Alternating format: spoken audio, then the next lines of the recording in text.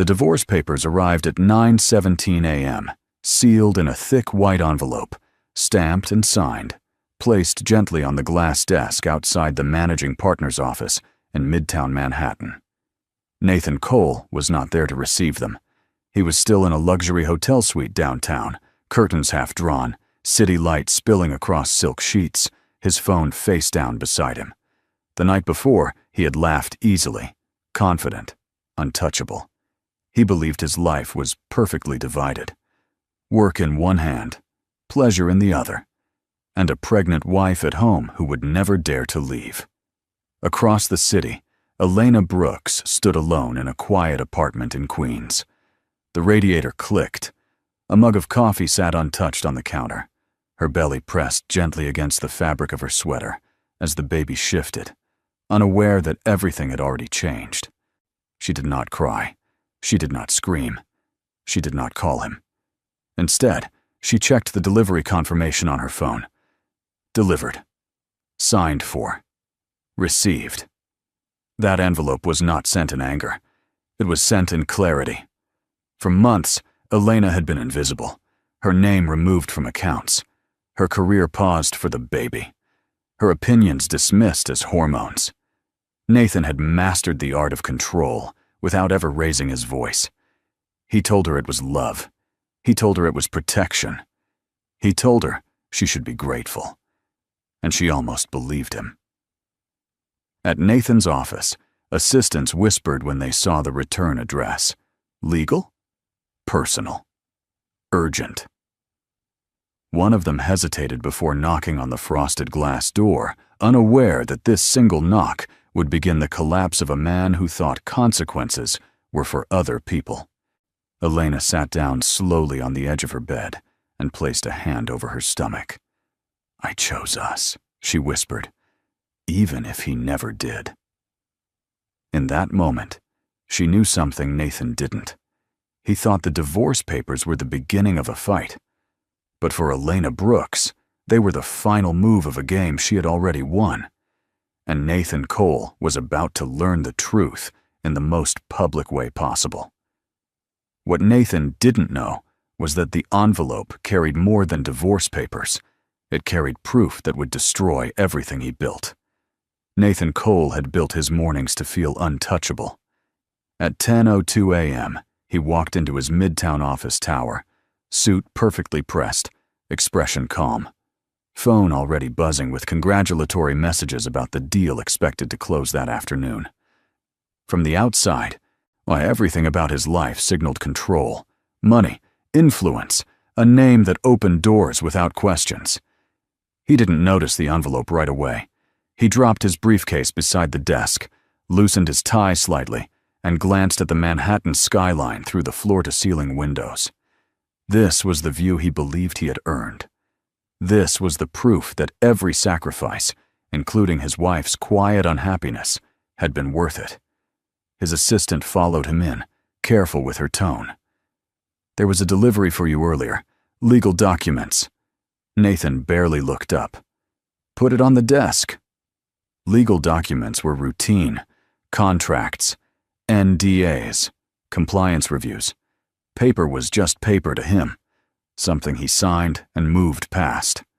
He scanned emails instead, skimming headlines, half smiling at a message from Madeline sent an hour earlier. Said last night was perfect. Call me when you're free. Free. The word amused him. In his mind, Elena was home, doing what she always did. Waiting. Resting. Carrying the child she said she wanted. He told himself she was safe, provided for, lucky. He told himself she needed him more than he needed her. That belief settled comfortably in his chest. When he finally picked up the envelope, his fingers paused. Not because he recognized the return address, but because the weight of it felt wrong. Too heavy. Too deliberate. He slid a Montblanc pen aside and opened the flap. The first page stopped his breath. Petition for dissolution of marriage. For a moment, the room went silent. The hum of the city disappeared. Nathan read the line again, slower this time, as if the words might rearrange themselves into something less threatening. They didn't. His jaw tightened. His first reaction wasn't guilt. It wasn't sadness. It was disbelief. She wouldn't, he muttered. Because in Nathan Cole's world, Elena Brooks wasn't the woman who left. She was the woman who endured, the woman who adjusted, the woman who stayed quiet so his life could stay loud. He didn't know it yet, but the life he thought was secure had already cracked. And the next page was about to shatter it completely. The message arrived at 11:43 a.m., while Elena Brooks was standing in line at a small pharmacy near her apartment. Her phone vibrated once in her hand. She almost ignored it. Unknown numbers had become common lately. Billing departments, automated reminders, people who wanted answers she didn't have. Elena glanced down out of habit, expecting nothing more than noise. Instead, she saw a name she recognized instantly. Madeline. The message was short, casual, intimate in a way that made Elena's chest tighten before her mind could catch up. Next time, let's stay longer. I hate sneaking out before sunrise. He says he's tired, but I know it's just his wife. The floor seemed to tilt. Elena didn't breathe at first. The hum of the pharmacy faded, replaced by a rushing sound in her ears. She read the sentence again, slower, as if it might dissolve into something harmless if she gave it time. It didn't. Her hand instinctively moved to her stomach, a reflex born of months of protecting something fragile. The baby shifted slightly, unaware that the world had just cracked open. This wasn't suspicion anymore. It wasn't intuition or insecurity or hormones. It was confirmation. Elena stepped out of line without speaking, ignoring the annoyed glance from the woman behind her. She walked outside into the cold air, leaning against the brick wall, as her body caught up with the truth her mind had already accepted. Her phone buzzed again. Another message from Madeline. "Oh my God, please tell me that didn't go to you." Elena closed her eyes. There it was. Panic. Recognition. Proof. For a few seconds, she considered replying. 1,000 responses flashed through her mind. Anger, sarcasm, grief, confrontation. She imagined asking why, asking how long, asking what she had done wrong, but she typed nothing. Instead, she took a screenshot. Then another. She opened her email and forwarded the images to Rachel and Nguyen with a single line. "She sent this by mistake." Rachel replied within minutes. "Don't answer. Don't block her. Save everything."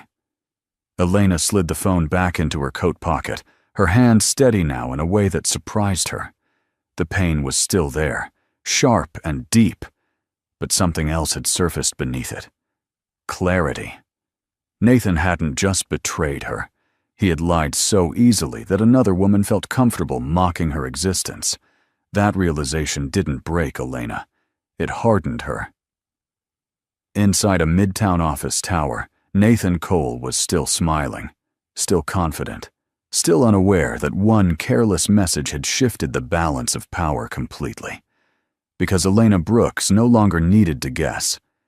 She had the truth in writing. And that truth was about to cost him far more than he imagined. What Elena didn't know yet was that this message was only the smallest crack in a lie that was about to collapse from every direction. No, Nathan didn't come home that night. At least, not in the way he used to. Elena heard the door open close to midnight, the quiet click of expensive shoes placed carefully by the wall, the practiced silence of a man who didn't want questions. She stayed in bed, eyes open in the dark, one hand resting over her stomach, listening to him move through the apartment as if she were already a ghost. The next morning, control arrived disguised as concern. Nathan stood in the kitchen scrolling through his phone, coffee untouched, voice calm and measured. "I think it's better if I handle the finances for now," he said casually. "You've been stressed. Pregnancy does that." Elena didn't answer right away. He continued, not looking at her. "I froze the joint account, just temporarily. It's nothing personal. I just want to make sure everything's..." Stable. Stable. By noon, her credit card declined at the grocery store. By evening, her access to shared cloud files was gone. Her email password no longer worked. The small safety net she hadn't realized she relied on disappeared one thread at a time. When she finally asked him, quietly, carefully, Nathan sighed as if she were exhausting him. "You're overreacting," he said. "I'm trying to protect us. You should be resting, not worrying about money you don't need to touch." Us. The word felt hollow now. That night, Elena sat on the edge of the couch, laptop open, staring at a blank screen where her resume used to live. Years of experience, erased with a single password change. Her phone buzzed once, a message from Nathan. So please don't make this harder than it needs to be. She felt something shift inside her chest. Not panic, not fear. Recognition. This wasn't love. It was leverage. She opened a notebook and began writing everything down. Dates, accounts, conversations she had once dismissed, the moments she'd been told to stay quiet for the family. Each word steadied her breathing. Later, in the bathroom, Elena caught her reflection in the mirror. She looked tired. Smaller, somehow. But her eyes were clearer than they had been in months. She whispered, barely loud enough to hear, "He thinks I have nowhere to go." Her phone vibrated again, this time with a message from Rachel. "Did he restrict access yet?" Elena typed back one word. "Yes." Rachel's response came immediately. "Good. That means he's scared." Elena closed her eyes, a hand returning to her stomach as the baby moved gently, reminding her why this mattered. Nathan believed control would silence her. He didn't realize it was the moment she stopped being afraid. Elena met Rachel Nguyen 3 days later in a quiet cafe just off Lexington Avenue. It wasn't a dramatic reunion. No hugs, no gasps, just two women sitting across from each other at a small corner table, steam rising from untouched cups as the city rushed past the window like nothing was wrong. Rachel was the first to speak. "You look thinner." Elena gave a tired smile. "I feel clearer." Rachel studied her for a moment longer, the way she always had back when they worked in the same office years ago. Back then, Elena had been sharp, analytical, the kind of mind people underestimated until it was too late. Rachel hadn't forgotten that version of her. "Tell me everything," Rachel said. So Elena did. She didn't cry. She didn't exaggerate. She laid out the facts the way she used to present risk assessments, dates, behaviors, financial shifts, the message from Madeline, the frozen accounts. Rachel listened without interrupting, her expression tightening with every detail. When Elena finished, there was a long pause. Then Rachel said quietly, "He didn't just cheat on you." Elena looked up. "He isolated you. Financially, professionally, emotionally." "That matters," Rachel continued. "Judges don't ignore patterns like this anymore." Elena swallowed. "He thinks I'm dependent." Rachel nodded. "Men like him always do." She pulled out a slim folder from her bag and slid it across the table. Inside were blank forms, checklists, timelines. "But this isn't about revenge," Rachel said. "It's about safety. Yours and the baby's. We move carefully. We document everything. And we don't warn him." Elena's hands trembled as she touched the folder. Not from fear, from relief.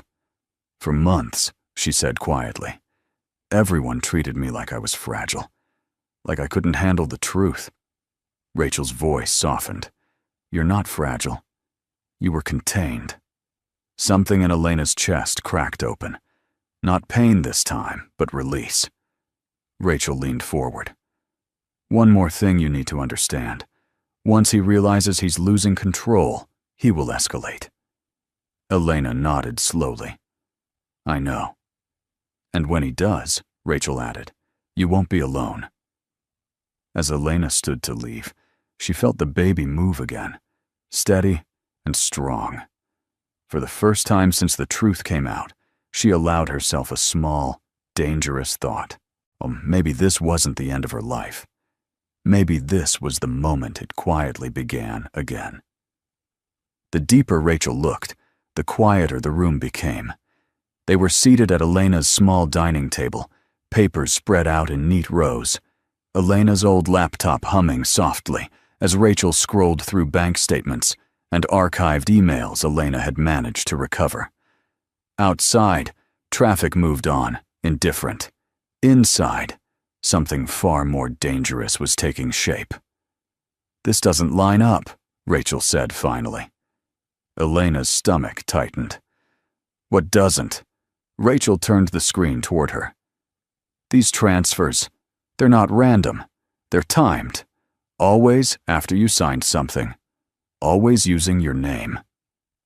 Elena stared at the numbers, her mind struggling to connect them. "My name how?" "As authorization," Rachel replied. "Your digital signature, your old credentials. He didn't just cut you off, he used you." The words landed heavier than any confession of infidelity ever could. Rachel continued, her voice low but precise. "Nathan routed personal expenses and high-risk payments through accounts that list you as a secondary approver. On paper, it looks like joint decisions. If anything gets flagged, the liability doesn't stop with him." Elena felt cold spread through her chest. "He told me it was paperwork," she whispered. "He said it was easier if I signed because I was already listed." Rachel nodded. "That's how this works. He needed insulation, and you were convenient." The baby moved sharply, as if reacting to the tension in Elena's body. She pressed her palm to her stomach, fighting the sudden wave of nausea.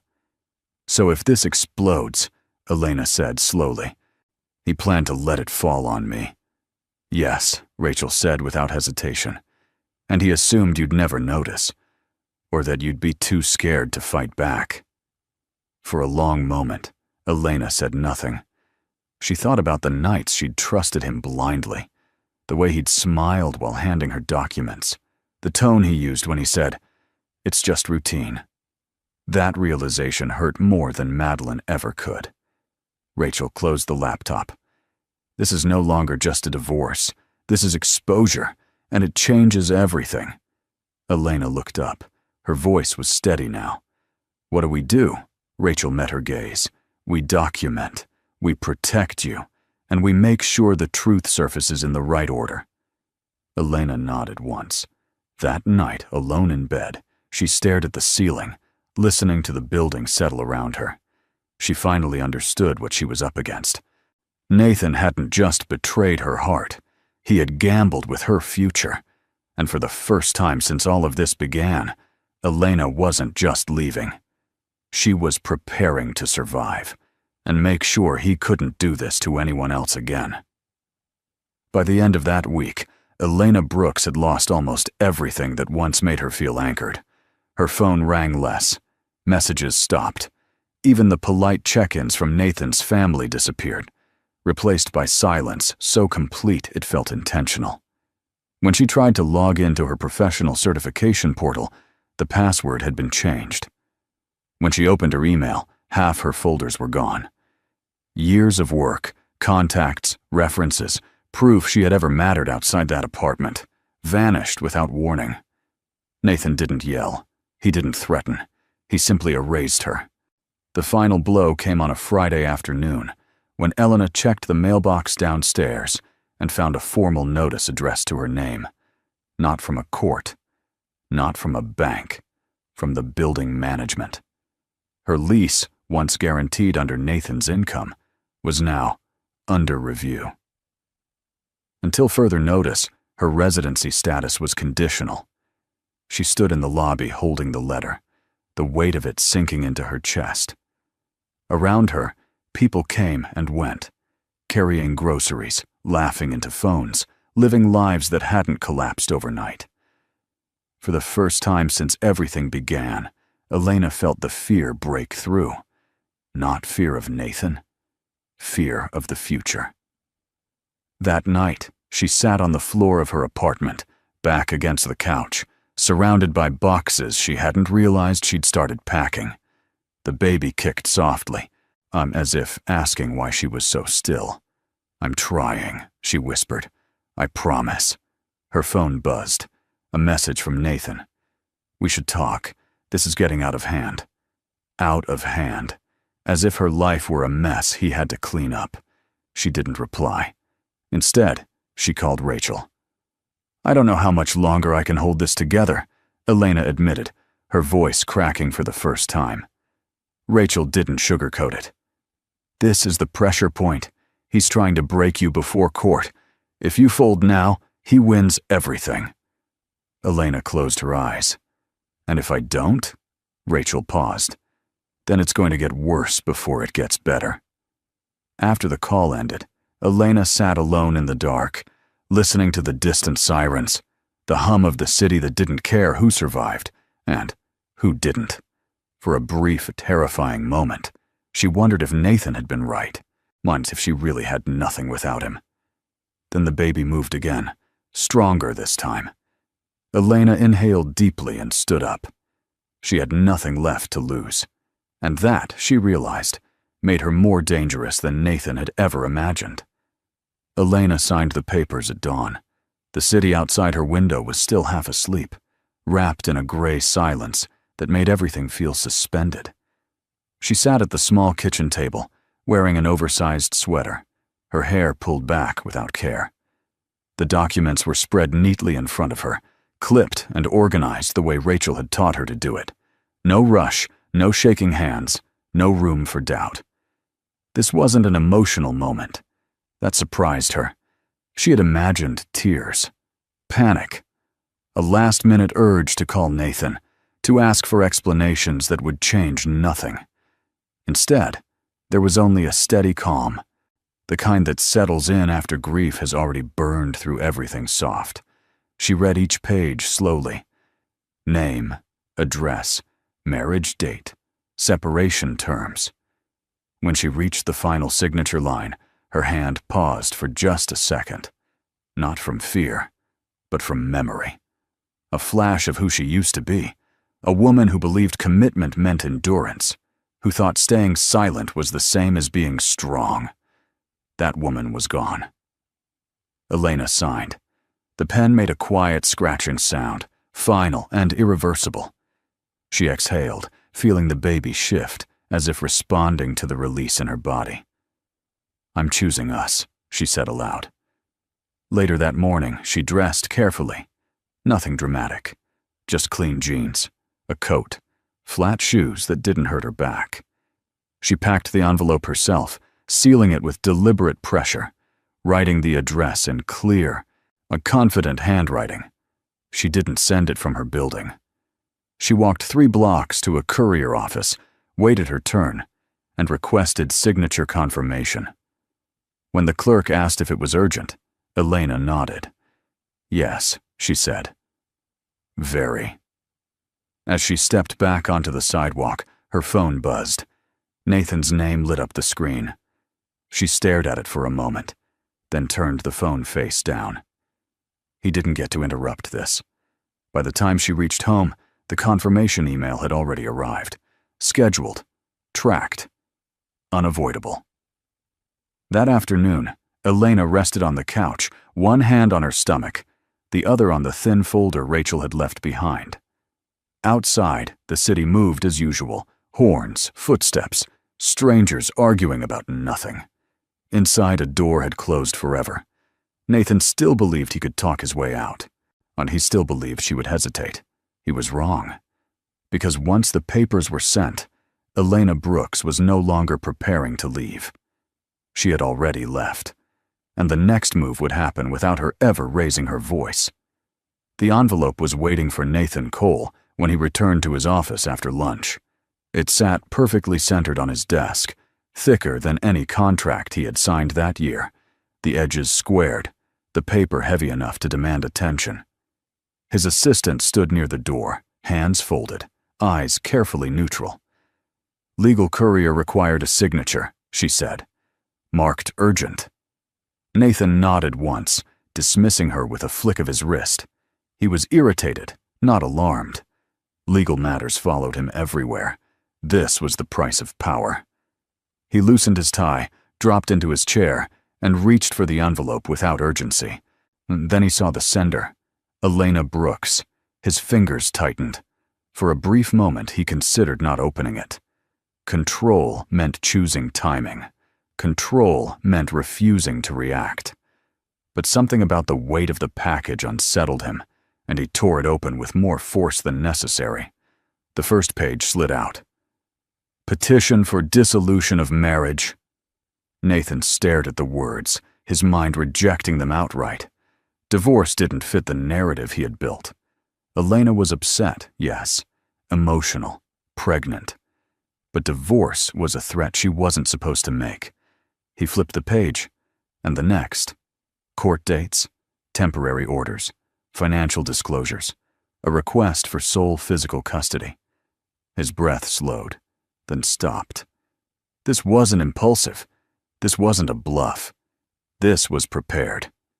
Nathan leaned back in his chair, scanning the room as if someone might be watching him crack.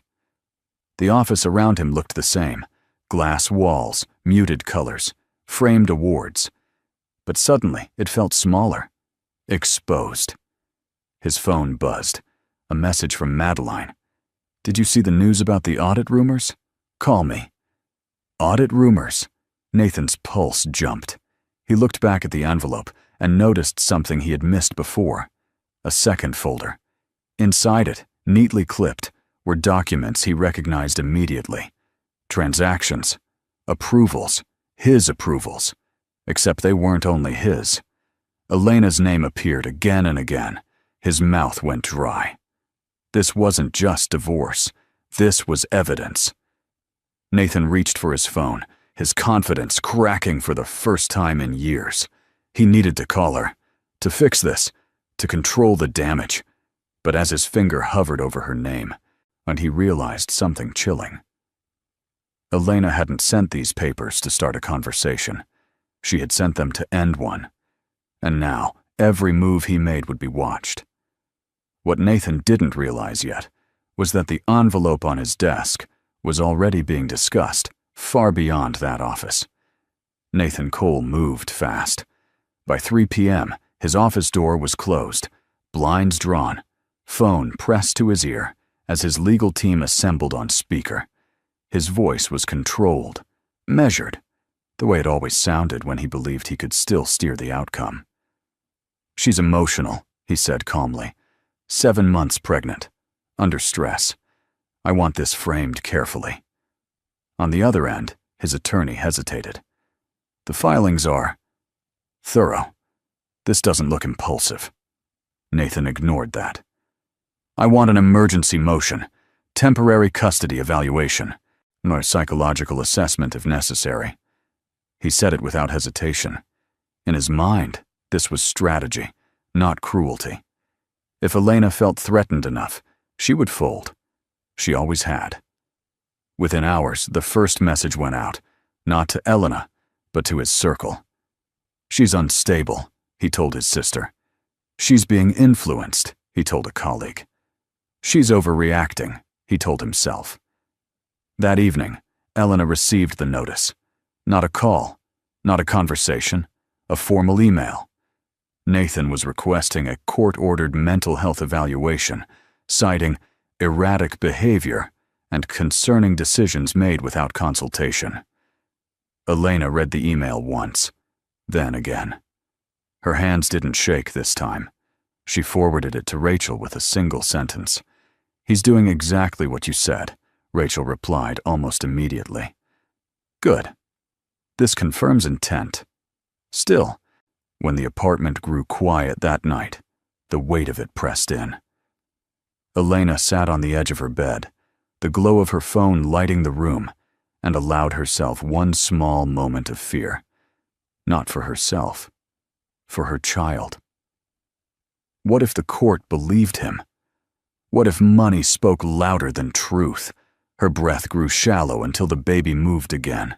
A slow, steady reminder that she wasn't fighting for pride anymore. She was fighting for safety. Across the city, Nathan poured himself a drink and stood by his window, watching traffic far below.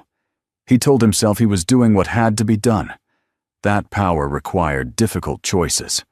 But beneath the confidence, something else stirred. Uncertainty. Because Elena hadn't reacted the way she was supposed to. No angry calls, no desperate messages, no tears to exploit. Just silence. And silence, so Nathan was beginning to realize, was far more dangerous than panic. What he didn't know was that his counterattack had already triggered protections he couldn't undo, and the court would soon see his move for exactly what it was.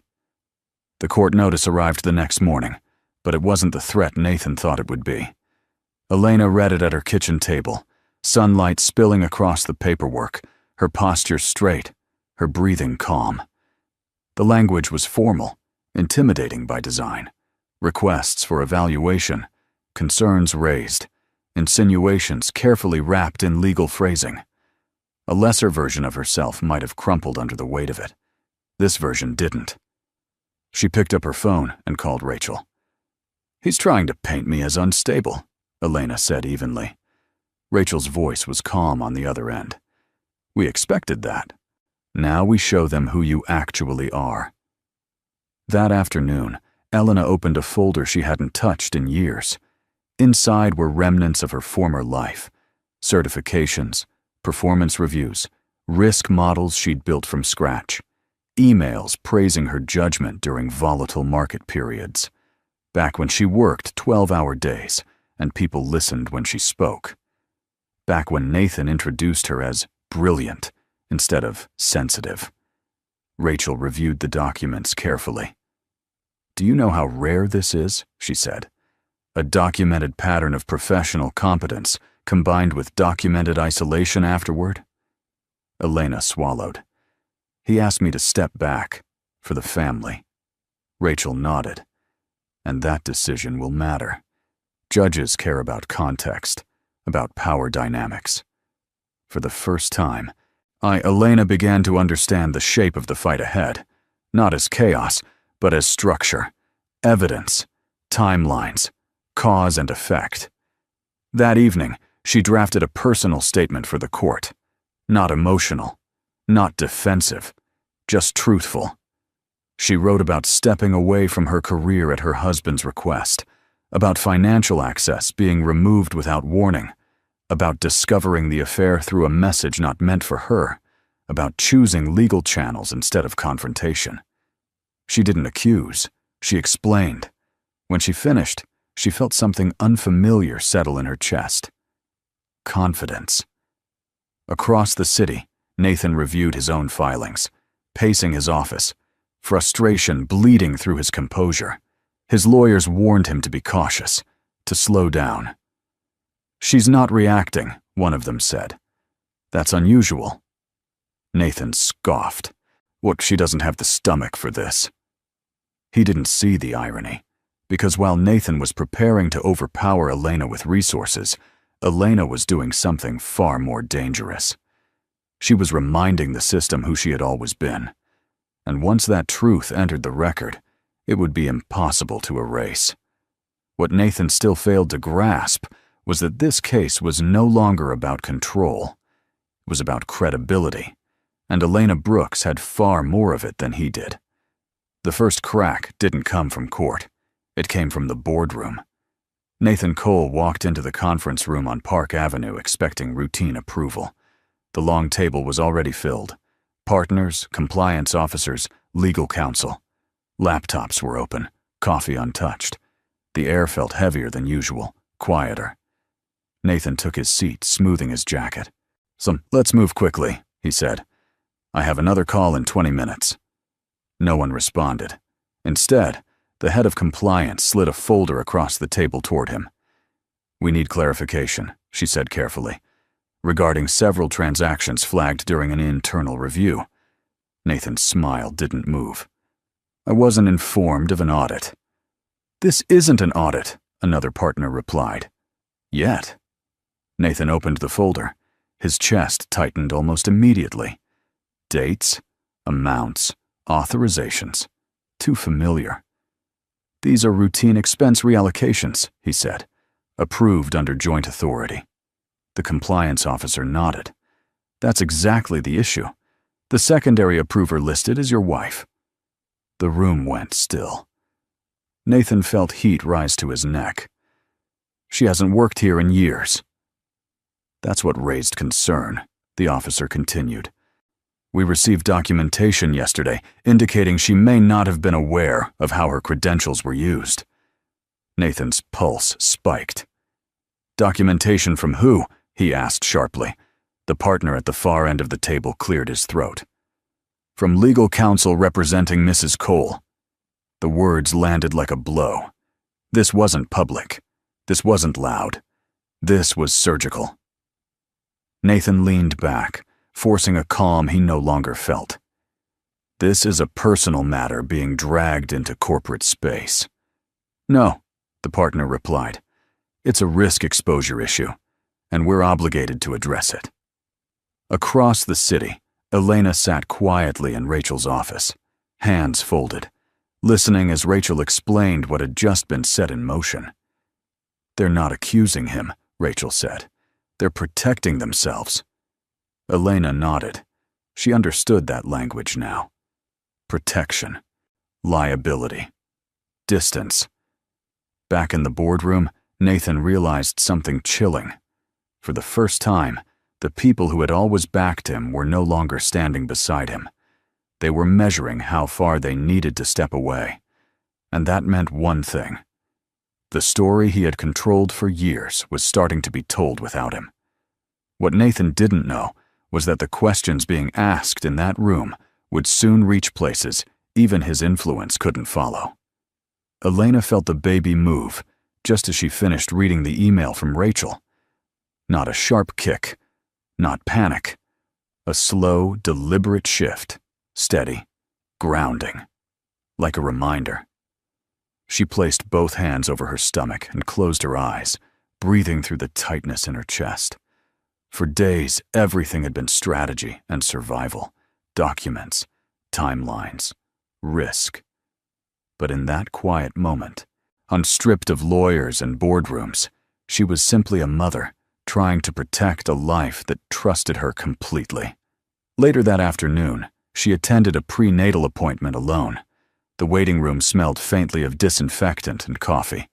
Other couples sat together, fingers intertwined, murmuring about baby names and nursery colors. Elena kept her eyes on the floor, not out of shame, but out of focus. She didn't need to compare lives anymore. When the nurse asked gently, "Will the father be joining you today?" Elena paused. "No," she answered. "He won't." The nurse didn't press. She only smiled and said, "You're doing great." During the ultrasound, the technician turned the screen slightly so Elena could see. A heartbeat. Strong, consistent, alive.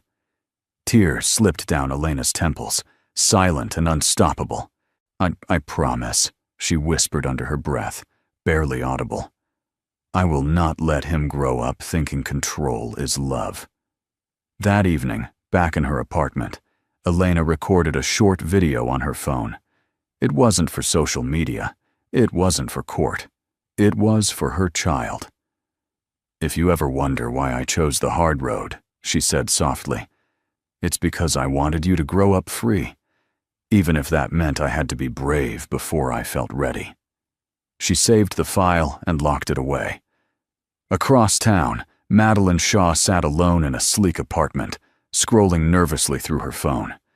Messages from Nathan had stopped. Whispers were circulating. Quiet ones, dangerous ones.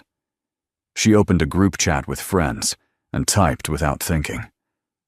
"I didn't know he was using his wife like that, I swear."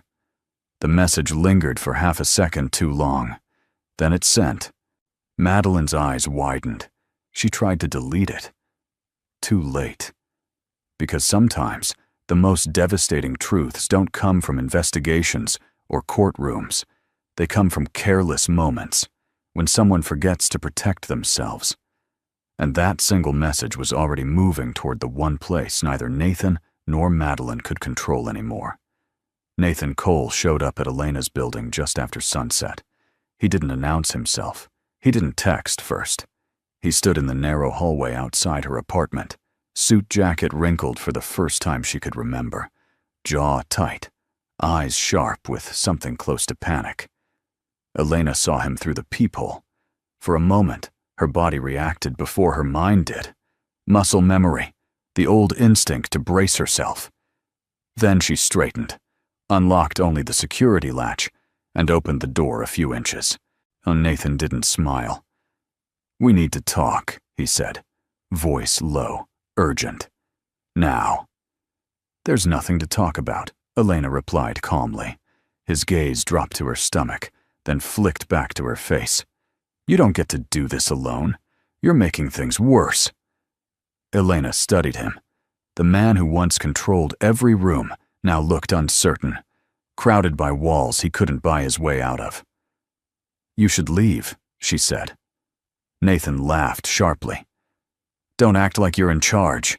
You think you won something? You don't even understand what you've started." She didn't raise her voice. "I understand exactly what I started." That's when he snapped. "You wouldn't survive 5 minutes without me," he hissed. "You don't have the money. You don't have the connections. Everyone knows you're unstable." The word hung in the air. Elena felt it land and pass through her without sticking. "That's interesting," she said softly, "because the board didn't seem to think so." Nathan froze. "What did you say?" he demanded. Before she could answer, his phone buzzed.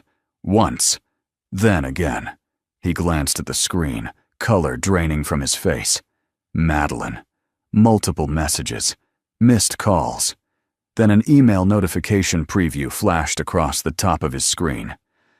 "Regarding your wife. Screenshots attached." Nathan's hand tightened around the phone. Elena watched as the shift happened, the exact moment he realized the ground beneath him was gone. "You did this," he said, voice cracking with anger and fear. "No," Elena replied. "You did." She leaned slightly against the doorframe, steady, unafraid. "I just stopped covering for you." For a long second, Nathan looked at her, as if seeing her for the first time. Then he stepped back. Not because she asked, because he understood something far worse than rejection. He had lost control, and there was nothing he could do to get it back. That night, Elena couldn't sleep. The apartment was quiet in a way that felt heavier than silence, like the walls themselves were listening. Street light spilled through the window, painting soft lines across the ceiling as she lay on her side, one arm curved protectively around her stomach. The baby moved again. Slow, intentional. Elena inhaled and let the air settle deep in her chest. She had spent days being strong for courts, for lawyers, for systems that demanded clarity and proof. But here, alone in the dark, she allowed herself to be something else. Honest. "I know this is scary," she whispered, on her voice barely sound. "It's scary for me, too." The baby kicked gently, not in distress, but presence, a reminder that she wasn't imagining the stakes. This wasn't theory or pride or revenge. This was a life that would one day ask questions she needed to be able to answer. She thought about the kind of home she wanted to build. Not a perfect one, not a rich one, a safe one.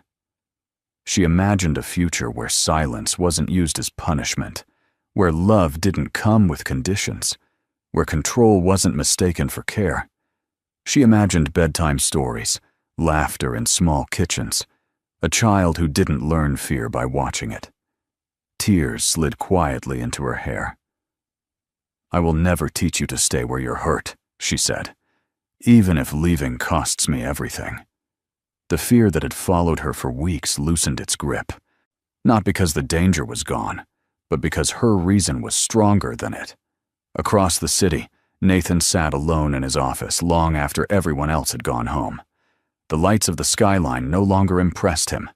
His phone buzzed repeatedly with messages he didn't answer.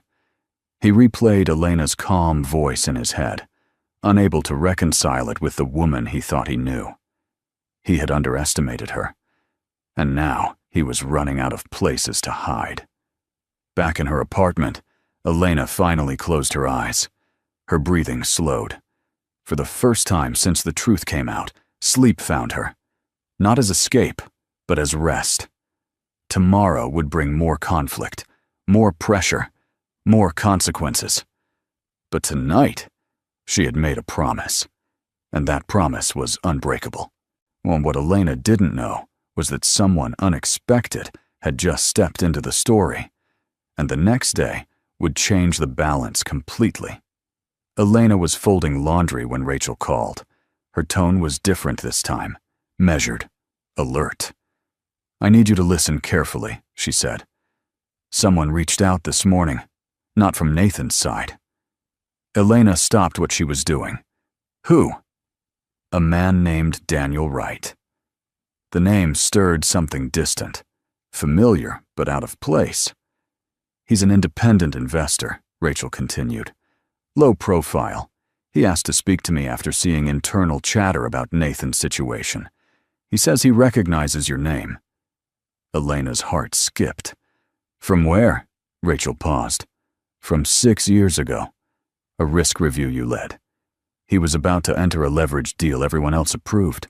You flagged it. Quietly. It saved him millions." Elena sank into a chair. She remembered that case. The long nights, the pressure to sign off, the meeting where she'd spoken once, and watched the room change. "I didn't know he remembered," Elena said. "He remembered," Rachel replied. "And he's paying attention now." An hour later, Daniel Wright joined a video call. He was calm, unpolished, no rehearsed charm, just steady eyes and a voice that didn't rush. "I won't waste your time," he said. "I know you're in the middle of something difficult. I also know what it costs to tell the truth in rooms that prefer silence." Elena said nothing. Daniel continued. "Nathan tried to use your credibility as a shield. That tells me he knows exactly how valuable you are." Elena felt a flicker of anger, and something else, validation. "I'm not here to rescue you," Daniel added. "You don't need that. But I am here to support the truth. If this escalates, I'm willing to testify to your competence, your integrity, the professional history he tried to erase." Rachel watched Elena carefully. Elena inhaled. "Why?" Daniel didn't hesitate. "Because someone once did that for me, and because systems only change when people stop pretending they don't see." When the call ended, Elena sat quietly, hands resting over her stomach. For weeks, she had felt hunted, cornered, alone. Now, for the first time, she felt something shift. Not relief, but balance. Nathan had power, but Elena was no longer standing by herself. And somewhere in the city, Nathan Cole was about to learn a hard truth. Control collapses the moment witnesses step forward. And this time, the witnesses weren't afraid. The fallout reached Nathan Cole faster than he expected. By Monday morning, the whispers he once controlled had turned into formal emails. His calendar, once packed weeks in advance, began to empty in quiet, deliberate blocks. Meetings were postponed. Calls went unanswered. Even the assistants who used to orbit his office with practiced efficiency now avoided eye contact. At 9:30 a.m., compliance requested another meeting. This time, legal was present. Nathan sat at the long table, shoulders squared, expression carefully neutral. He had survived storms before. Bad press, market dips, angry partners. He told himself this was no different. It was. "We've reviewed additional materials," the compliance officer said, sliding a new folder across the table, "including third-party statements." Nathan opened it. Daniel Wright's name sat at the top. His throat tightened.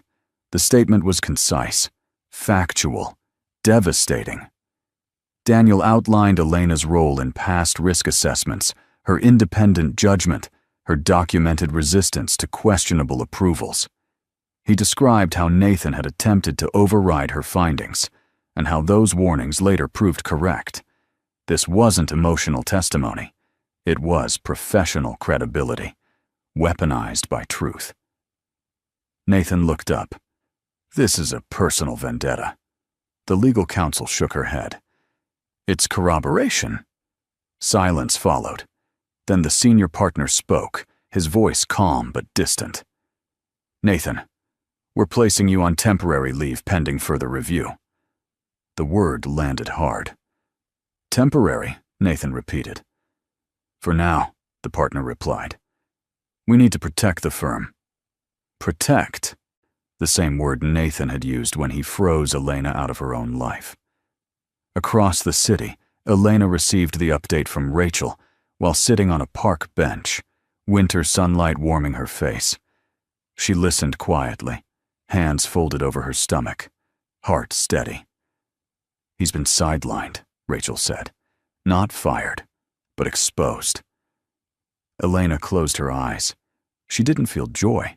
She felt balance. That afternoon, Madeline Shaw packed a suitcase in a rush, her phone lighting up with unanswered calls. Doors she once walked through easily were closing just as fast. Invitations vanished. Silence followed her instead of admiration. Karma didn't arrive with shouting. It arrived with absence. That evening, Nathan stood alone in his office, staring at a city that no longer bent for him. For the first time, he understood what Elena had felt for months. Powerless. And somewhere beyond his reach, Elena Brooks was no longer surviving. She was reclaiming her life, piece by piece. What Nathan didn't know was that the final reckoning wouldn't come from the board or the court, but from the one thing he never learned to face: consequences without escape. Elena didn't celebrate when the court ruling arrived. She read it slowly, sitting at the same small kitchen table where everything had begun. Temporary sole physical custody, financial access restored, protective orders clearly outlined. The language was formal, restrained, but every line carried weight. It was acknowledgement. Not of pain, of truth. Rachel's voice was calm on the phone. This doesn't end the case, but it secures you. Housing, support, decision-making authority. Elena closed her eyes. For weeks, survival had demanded constant vigilance. Now, so for the first time, she felt space open up inside her chest. Not victory. Relief. That afternoon, she walked through Central Park, coat zipped against the cold, the city moving around her with familiar indifference. She watched children chase pigeons, couples argue quietly on benches, joggers counting miles. Ordinary life, unaware that hers had been returned piece by piece. Her phone buzzed. Daniel Wright. Rachel said the ruling came through, he wrote. I'm glad. Elena hesitated, then replied. Thank you for stepping forward. His response came quickly. You earned it long before this. They met days later at a quiet cafe overlooking the park. No expectations, no grand gestures. Just two people sitting across from each other, talking about work, about ethics, and about the strange cost of telling the truth early in rooms that reward silence. Daniel never asked her to be grateful. That mattered. Meanwhile, Nathan's world continued shrinking. His accounts were monitored, his access restricted. Invitations stopped coming. Friends avoided uncomfortable conversations. The life he built on dominance now demanded accountability, and he had no leverage left to trade. For Elena, the rewards weren't flashy. They were foundational: autonomy, safety, dignity. She signed a short-term consulting contract, remote, flexible, on her terms. She furnished a new apartment with light and air, and no memories she needed to outrun. She attended appointments without fear of being watched. And one evening, sitting on her couch with Daniel beside her, listening to the steady rhythm of the baby inside her, Elena understood something quietly profound. She hadn't been saved. She had been restored. And in reclaiming her life, she had gained something no court could grant. Peace that came from choosing herself without apology. Elena didn't expect love to feel this quiet. There were no dramatic confessions, no promises made under pressure, no urgency to define what didn't need labels yet. Daniel never tried to step into the role Nathan had vacated. He didn't offer protection like a shield or solutions like bargaining chips. He simply showed up, consistently, calmly, without agenda. They took walks in the late afternoon, when the city softened and the noise faded into background rhythm. Sometimes they talked about work. Sometimes about books Daniel kept stacked beside his couch. Often, they walked in silence, comfortable enough to let it stay that way. One evening, as they sat on a bench overlooking the river, Elena broke the quiet. "I'm not fragile," she said suddenly. Daniel didn't look surprised. "I know." She turned toward him. "But I'm also not ready to be rescued. I need to know that if I choose someone, it's because I want them, not because I need them to survive." Daniel met her gaze. "That's exactly why I'm here." That answer stayed with her. Weeks passed. The baby grew stronger. Elena's life found rhythm again. Work on her terms, evenings without dread, mornings that didn't begin with negotiation. And through all of it, Daniel remained steady, never pushing, never retreating. The first time he reached for her hand, it was instinctive. Not a claim, not a question. Just contact. She didn't pull away. Across town, Nathan watched the world continue without him. His attempts to regain footing failed quietly. The systems he once manipulated no longer bent. His name no longer carried the same weight. Consequences followed him now, slow and unavoidable. One afternoon, Elena received a message from his attorney, an attempt at renegotiation. She read it once, then deleted it. That chapter was closed. That night, as Elena rested on Daniel's couch, the baby's movements slow and rhythmic, Daniel spoke softly. "Whatever you decide for the future," he said, "I'm not going anywhere unless you ask me to." Elena smiled, a warmth settling in her chest. For the first time, love didn't feel like risk. It felt like choice, and that made all the difference. She hadn't escaped one life to be carried into another. She had walked into something new, on her own feet, and with her heart fully intact. Elena's wedding was small. No ballroom, no headlines, no spectacle meant to prove anything to anyone else.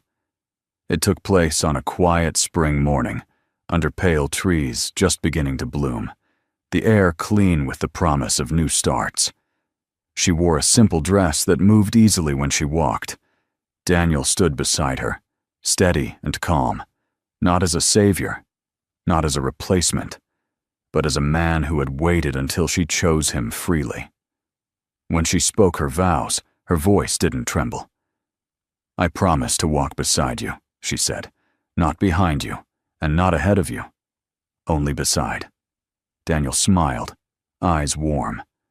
That's all I've ever wanted. Their child slept peacefully in a bassinet nearby, surrounded by quiet laughter and soft sunlight. Protected. Loved.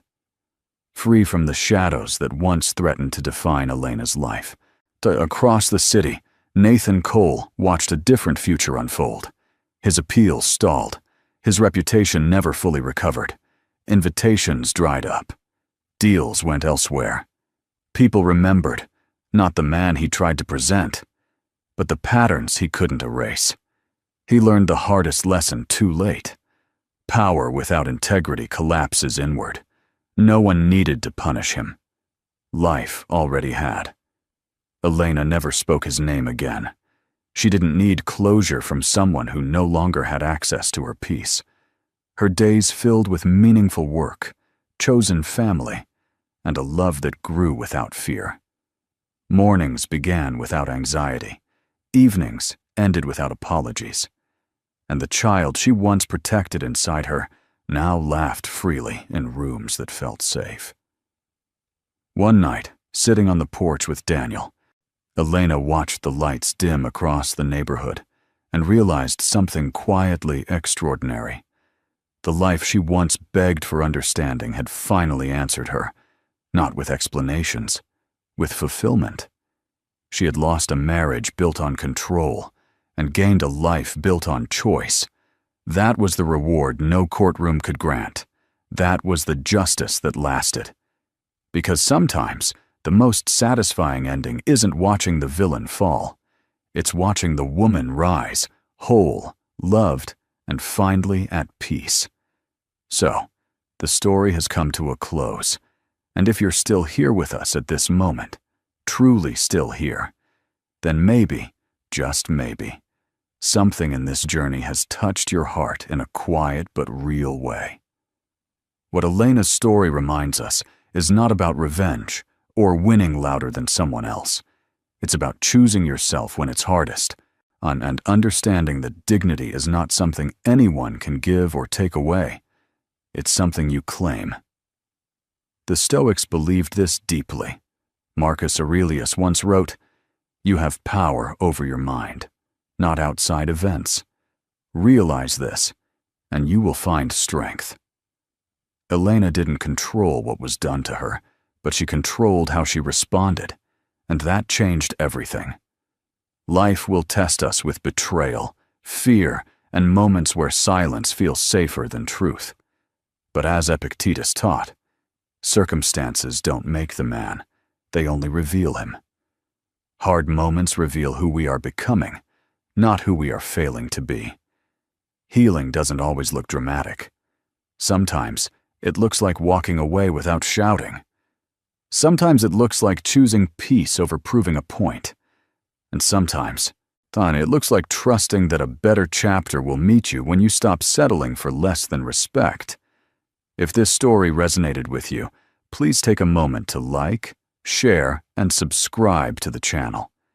Your support helps us continue telling stories that heal, empower, and remind us we're not alone, and it's never too late to rise. This story is a work of fiction created for storytelling, reflection, and emotional inspiration. Any names, characters, businesses, locations, or events portrayed are entirely fictional and used solely to convey themes related to personal growth, resilience, and healing.